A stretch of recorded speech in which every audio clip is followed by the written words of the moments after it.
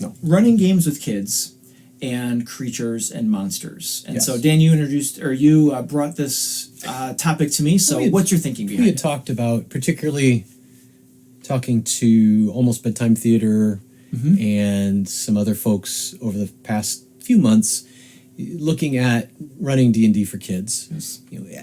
With teenagers, we don't have to worry too much about the horror factor or the scare factor or that sort of thing. But younger kids, that is more of an issue. So I thought it would be fun to go through and give advice for best enemies for a younger kid's game. Right. So monsters for kids to face. And so you and I had slightly different We did. criteria. Yes. So my thought was I was just looking for the best creatures to just to throw against kids to fight. Okay. Just straight up sword and board, that kind of a fighting sword and board. That's not right. That just means a fighter. I was going with Slice and dice, whatever. And so my criteria were creatures that are less overtly horrifying. Yeah. And creatures that are less, I'm not sure what the adjective would be to describe it, but creatures that you're able to kill with much less chance of it being an emotionally traumatic experience for you as the person doing the killing. Okay. So that's what went into my list. All right. So my criteria was, as you mentioned, was slightly different. And if we ever came to a topic identical, there's something wrong in the world. Part of what makes this fun is we always see things slightly different. So I do believe when you proposed it to me, you did have the word fight in there, and I substituted that word. It could be in part of mine, but I changed fight to encounter.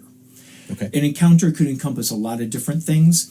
And so my key criteria for choosing monsters to encounter would be that they would have an opportunity to possibly interact with that creature. Right. Beyond just the fighting, drawing the sword and attacking. So it would need to have some type of intelligence to be able to have that discourse. One of mine, however, I don't think has that, so I'll address that when we get to it. Okay. Probably not chaotic evil in nature. However, any monster can have any alignment. I don't know. Because the chaotic evil sort of takes away the encounter part for me. A chaotic evil will just come right in. However, that might fit your criteria because it gives the reason why you might fight that creature. So I wanted the kids, this kind of goes with the interacting, but I wanted I would like to have the kids to have that chance or opportunity to persuade or reason with the creature, right, potentially before attacking it. Sure. So those are just some things that I went with. However, all of mine except, probably all of mine, one of them might be a little tricky, would be certainly something that they could just make the decision that we're going to go after it, and it would be totally legit. Okay. So, all right, what's your number 5? Okay, so I organized mine I went simple on challenge rating. Oh, okay. So low to high. So, and all of mine are in the monster manual, by the way. I stayed very basic with mine as well. With them. Okay, so my first one is actually back in one of the appendices. It doesn't even rate a full-on entry in the monster manual. Nice. So that is an awakened shrub. Challenge level 0, AC of 9, 10 hit points, damage is 1d4 minus 1. So these are low risk monsters that will not, it'll take a lot of them to actually hurt the party. What's scary about killing there's nothing sad or traumatic about taking a whack at some twigs that are coming at you. Right. So that's why I picked that one first. That's an easy, you guys know you got to get rid of them, but you're just doing some pruning. Nice. I like that. That reminds me of the opening of the Scarlet Citadel. No. The one we did as Sunless Citadel. Sunless Citadel, where when you're on the way to the Sunless Citadel, you come across twig blights, which tie into the ultimate sort of story of it, but twig blights fit into that category as well. Twig blights were on my expanded list. Since I had to limit myself, I chose these instead. That is a great choice. I don't even know that I've ever noticed that creature before. What is it again? Awakened shrub. Awakened shrub. So it's simply a plant that's had something magic done to it. I was going to say, it could fit well into a party or a campaign where they're looking for a wizard or a sorcerer or something, a warlock or something like that. That's cool. Yeah. I love it. So my first one, my number 5, I don't know that I have necessarily an order to mine, other than my number 1 is definitely my number 1. The others could probably go in any type of order. This one is I didn't look up the stats on these guys. I think that this first one is definitely probably a quarter, maybe a half CR, but it's goblins. I love starting a party with goblins. I thought you'd probably mention them. Yep. I just think in numbers they can be a threat, but threat to low level, but generally they're not all that dangerous to first level party of adventurers. Goblins can also be sort of silly and scary all at the same time. You might have one that is trying to be the tough guy, and the rest of them are kind of being buffoons behind them, or like, I didn't know that, Joe, whatever. And so you can have a little bit of fun role play with them. But the way I've used them in the past is goblins will surround a brand new party on the road. And one of them is insisting that they're like, I really like that axe you have, or they pick something out that the party has, and he's insisting for passage to take that. Then they're surrounded. The bully in front has 1 or 2 goblins with him, and I put a couple archer goblins on the sides that pop out of the tall grass. And then so there's the threat level, but really it's not an awful threat. I mean, it could be dangerous, certainly. A couple arrows could put you down. But I like that because of sort of the silliness of a goblin, but then one of them can be mean and let them role play. I've never had a group say, oh, sure, you can have the axe or whatever it is. But I've had them where they've negotiated and they say, well, what about food? Are you guys hungry? We've got food. And so I do some rolls to see if they're hungry. And so, they've negotiated their way out. And I've had groups that just say, you know what? We're not giving anything. We're going to fight you. And then they fight. So it goes either way. So goblins are kind of fun to play with kids. Yeah. Yeah. I would agree with the kind of the silly fun aspect to it. Okay. My number 2 is an animated armor. Kind of staying with the same theme, but this is a challenge level 1. It does have a high AC of 18, obviously, because it's armor. And 33 hit points. It does 1d6 plus 2 damage. So this is a little more of a serious challenge, but again, if you're playing with a group of grade school kids that are maybe a little bit worried, you don't want to worry them about moral issues about, I feel bad about killing that person or whatever. It's just, you can emphasize the fact that, this armor tromps towards you, make it kind of menacing, but you can say, but you don't see a face. It's like there's nothing in it. Which makes it then easy to just, again, you're sort of just attacking a decoration as much as anything.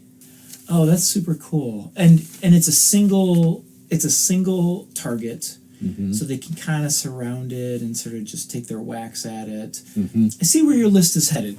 I really like that. I definitely took a different direction, but that's kind of cool that it's working out the way it is. That's cool. I wouldn't have thought of that with kids. Because there is a little bit of a horror element to it. You could play up the horror, but then again, you just, as you mentioned, it's just armor that's walking at you. Yeah. You don't know how or why. That's cool. Talking to Dan from Almost Bedtime, and actually listening to a little bit of their podcast and hearing his daughter show concern for possible enemies. Right. I thought, oh yeah, there are kids that are going to have a heart like that. Yep. And this allows them combat without qualms, without second guessing. Yeah, other than just it's a living piece of armor. There's no like connection. Moving, not even living. Right. A moving set of armor. Yeah, that's cool. I love it. My next one is kind of inspired by your play. In fact, a couple of these are inspired by you and the way that you play these creatures. And so my next one is more of a category than it is a particular specific, and that is Fae. Oh, yeah. You're excellent at running Fae. excellent to the point of frustration and humor all at the same time. Frustration not because of the play, but because the way you're playing them sort of is rude and cantankerous, and I'm like, good God, can they just get along? But so that Fae fits the pixies, fairies, satyrs. Is there something else? I felt like I was missing something there. There's dryads. Dryads, yes, and actually hags fall into Fae too.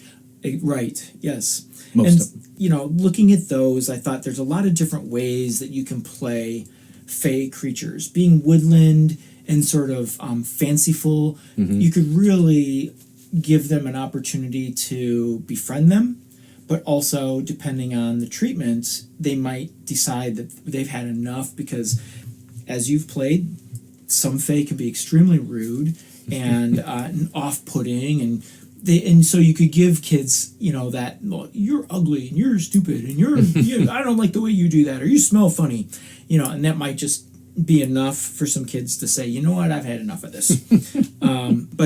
But going with my criteria of interaction and having a chance to try to persuade, Fae, as you've played many times, can be playful, they can be rude, they can be tricky creatures, but I liked the Fae as a creature to encounter because they really get to use their imagination. Because they've got a picture in their head when you say there's a fairy that's floating in front of you. There's a lot of different pictures of what fairies would look like. Right. So I thought that could be a lot of fun. And if they did decide that these are just bad Fae and they're doing bad things, to fight them, they're not super tough, and you could really, as DM, make it so that these are Fae you need to remove. They're harming people and things and the environment, and you could go to a point where they would not feel so bad fighting and defeating these. Yeah, you're right. And as far as your criteria, I think Fae are a really good way to really hook in younger kids, because like you said, they can get giggles and enjoyment out of just the silliness of what they'll do. Cool. My next one is a challenge rating 2 creature, and this is more of a monster, but it's one that is so non-human that I think there's no problem in eliminating it as far as emotional or moral problems, and that's a will-o'-the-wisp. Oh, absolutely. So cool. These are a challenge, AC of 19, because they move so fast. They have 22 hit points. They do shock lightning damage of 2d8, and they can, if they get you down to 0, they can do a life drain and stop you from even making death saves. So if you choose that as a DM, that might push these a little bit beyond what you want to do with kids. But leaving that aside, I think these are really good because they're just balls of light. It's almost like Luke with his visor on and the thing, and he's trying to probe. Yeah.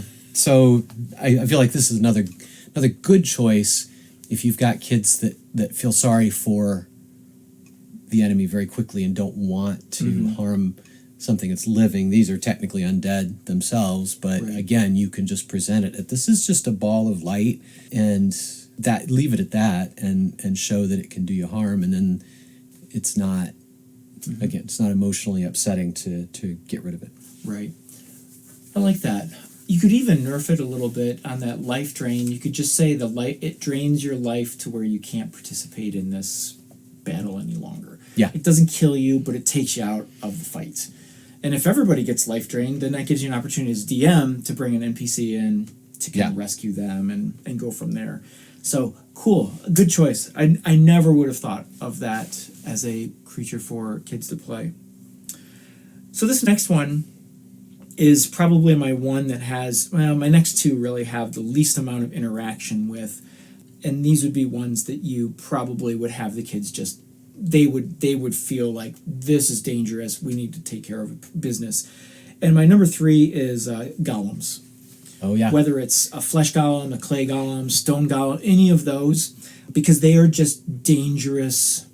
I don't know what they are. They're constructs. Constructs, yes.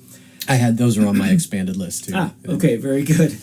They're super dangerous, and you can create a story really around their creation that would make purpose for them to be there and why they might want to defeat them. Yeah. You know, maybe we're going back to your bush awakened shrub, where you know a magic user has created that to protect the area. Well, same thing with these golems. You know, there's some sort of bad wizard that is creating these to do damage to a town or a village or something like that, and so running into a golem, there wouldn't necessarily be an ethical problem just going and just whacking on these things. And again, being a single target, it's sort of, I don't want to say it simplifies because golems are dangerous, but it's not a super complex thing to fight for kids. You just, where is everyone standing and what are you going to do to fight this thing? Right. Not like there's 10 monsters out there, who's going to fight what, and you know, all that kind of thing.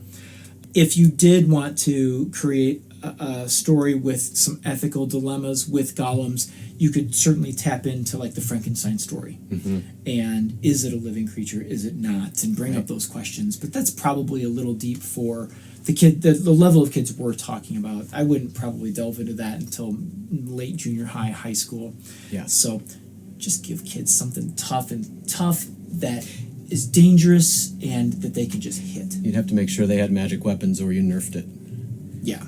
Almost all of them are immune to non-magical. Yep, they have resistances for sure. All right, my number 4 is challenge rating 2, and this is one that probably if people were listening along and trying to predict, this is an obvious one for kids to fight. And we saw it in the movie. This would be a mimic. Yes.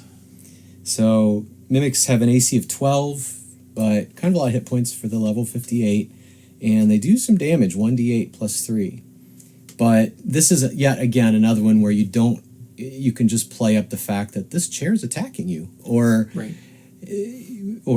treasure chest, or whatever it is. And for the kids, it can be goofy and entertaining, but also you have to stop this threat because it's just coming at you. You know, no reason. It just wants to eat you. Yeah. So, my advice: don't let them. That's right. That's right. And they're kind of fun in the surprise element. Because they came across like an armoire. Yes. An armoire mimic you. Oh, there's some clothes over in the just over in that armoire over there, and then so yeah, and again, as you noted, the familiarity of the movie would certainly make that something that they would probably enjoy discovering. So cool. That was actually on my extended list, the mimic. I don't know why I didn't put it on. Probably it didn't fit too well into my encounter. It's an encounter for sure, but it's more a fighting encounter than it is a negotiating encounter. Definitely. So number 2 for me is an easier encounter that is fun to fight, but can really be fun to role play with kids, and that is skeletons. Yeah. You know, undead are always good to fight. There's not much redeeming quality of an undead, creature, especially at this low level. These are just skeletons. They're after you and they want to kill you. For a satisfying battle where most of the time there isn't any question about whether something should be destroyed, undead often fits the bill.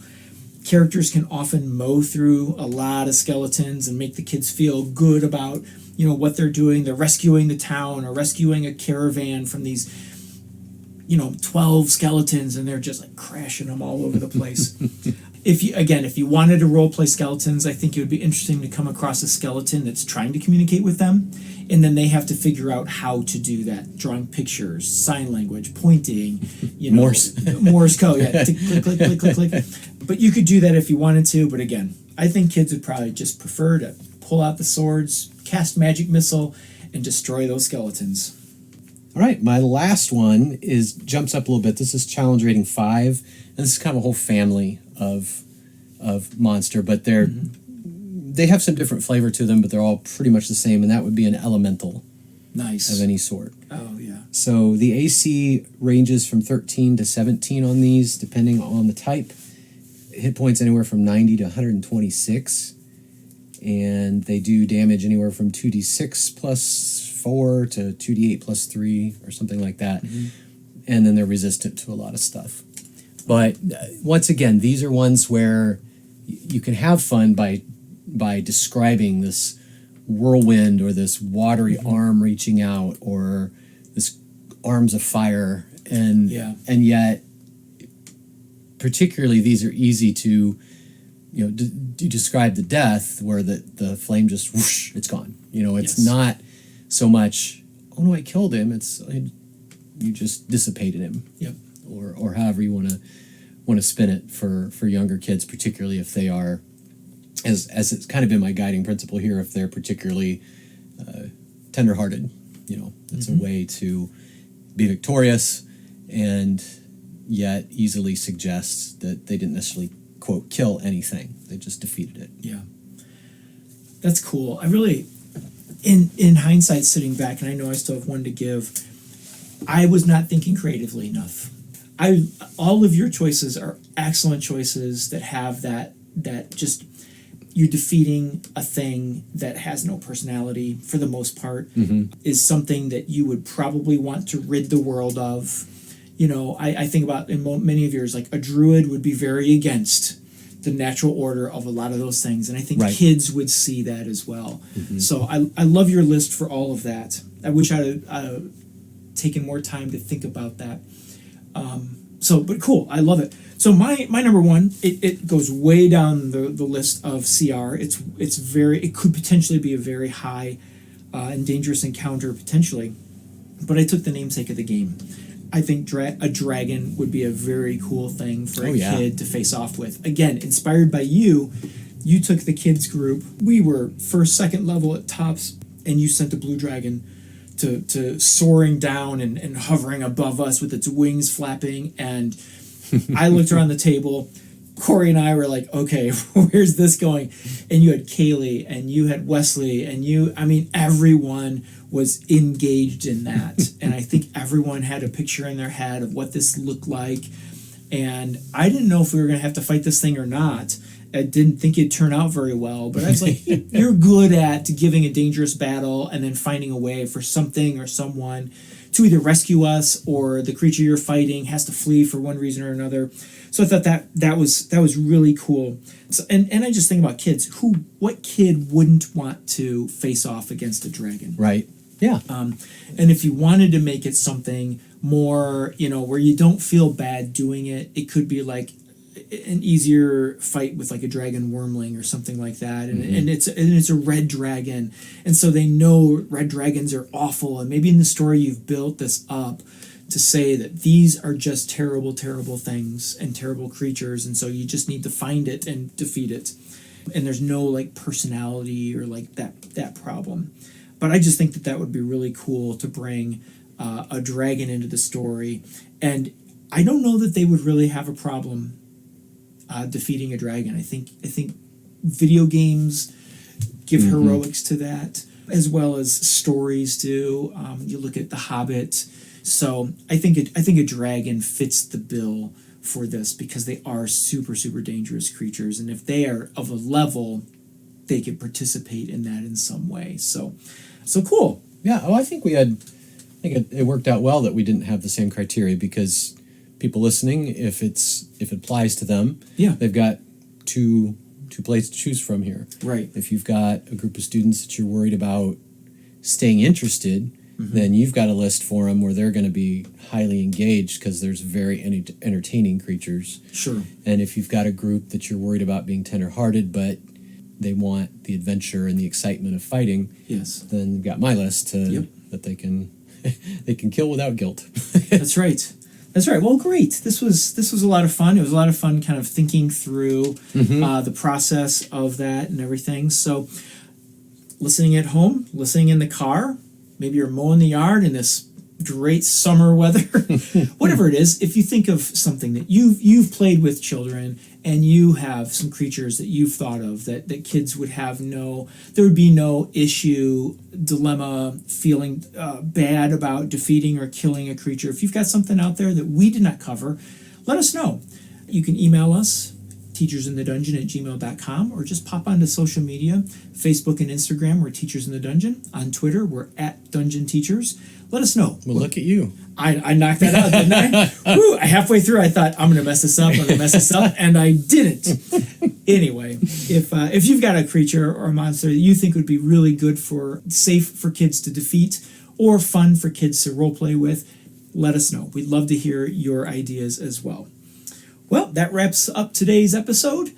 Until next time, I'm Tom Gross with Dan Ream. Keep rolling those 20s. See you next week.